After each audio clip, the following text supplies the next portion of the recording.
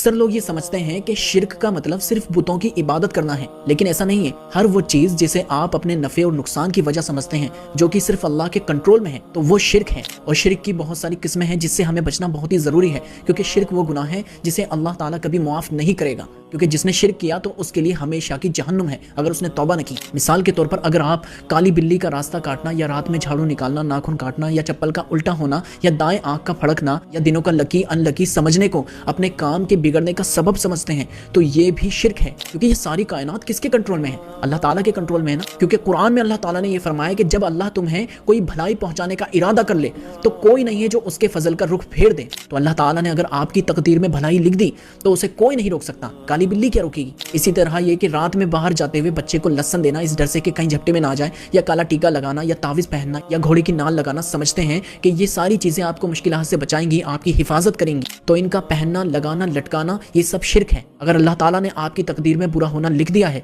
तो उसे कोई नहीं रोक सकता। अगर आप मजार पर जाकर उन बाबों से दुआ मांगते हैं, या मन्नत का लच्छा बांधते हैं, या घरों में चिराग लगाते हैं, ये सब भी शिर्क होगा। क्योंकि कुरान में अल्लाह ताला फरमाता है, भला बताओ तो मुश्किल में घिरे हुए शख्स की पुकार को कौन सुनता है और उससे तकलीफ को दूर कर देता है? क्या अल्लाह के सिवा कोई और खुदा भी है? हाँ, ये जरूरी नहीं है कि दोस्त से मदद मांगना शिर्क हो। दोस्त अगर जिंदा है, सामने मौजूद है, तो आप उससे पैसे की मदद ले सकते हैं, क्योंकि अल्लाह ताला के दिए हुए असबाब हैं। लेकिन अगर आप मरे हुए दोस्त से मदद मांगते हैं तो ये शिर्क होगा, क्योंकि